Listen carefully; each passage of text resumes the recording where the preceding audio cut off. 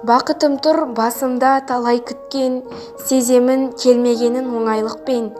Бақыт биік шың болса, төмен көз сап, жолыма күлімдеймін жүріп өткен.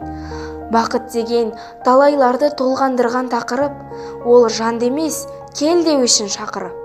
Бірақ құстай ұшып, еңбек қорға қонатын, тыныштық сүйер үркек құс қой, атамайсың ақырып. Бақыт, керексің сен мағанда. Сен де күтесің бе?